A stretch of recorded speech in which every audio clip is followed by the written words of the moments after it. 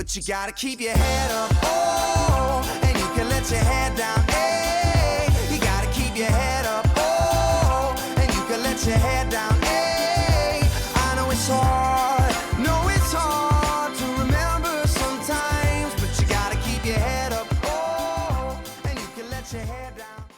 Well, good Monday morning, my Alton family. I hope that you had a restful vacation, whether you took part in the fair or whether you got out of town and just enjoyed the day somewhere else, or whether you just stayed at home and enjoyed things there. We're hitting the ground running. We got a lot of things going on this week, from our homecoming committee meeting on Wednesday to our parent night on Thursday. We got a lot of meetings. We got our T-test goals we're going to be working on this week. A lot of things going on here.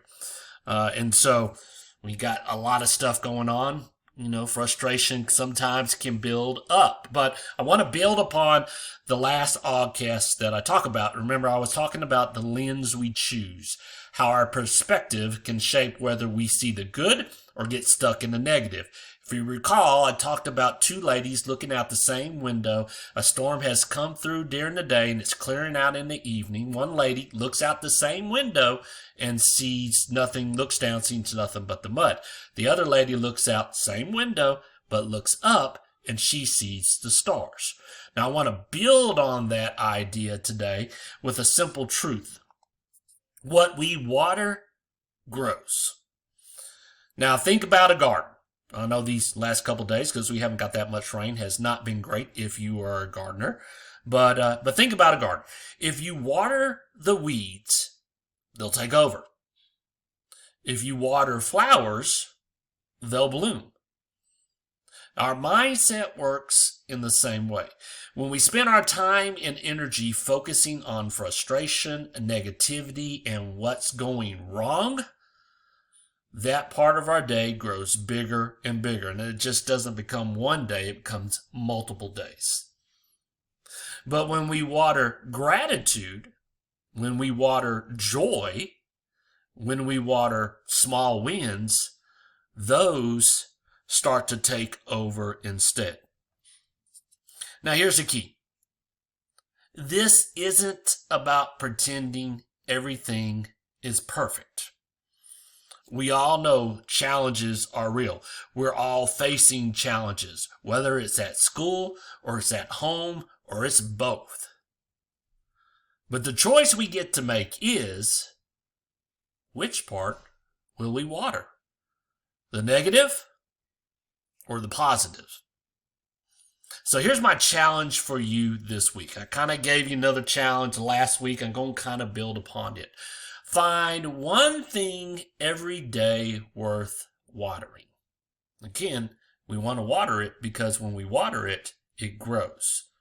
But we got to watch what we water. We don't want to water the negative. We want to water the positive. So it could be, it could be something like that student finally masters a tough skill. Or maybe that student's just putting in that extra little effort in class. Maybe it's a teammate who encouraged you. Maybe the class stayed engaged during the lesson. You were working really hard and they really picked it up. Whatever it is, pause long enough to water it. To notice it. Maybe even celebrate it. And remember, positivity has to be real. Not the fake kind that just checks off a box. People can tell if you're brushing things off. Genuine positivity comes when we truly notice the small wins and give them value. So when you see the positive, water it, because then that begins to grow. And not only are you going to see it grow around you, but others are going to start noticing it and they're going to start to water the positive, the joy, the small wins, the gratitude. That's what we want at Alton Elementary. Because just like in a garden, when we choose to water the right things, they grow. And before long, we start to see a different picture of our day. We start to see a different picture of our classroom. And we start to see a different picture of our school and our life. Hey, Let's make this a great week, and let's get ready to roar.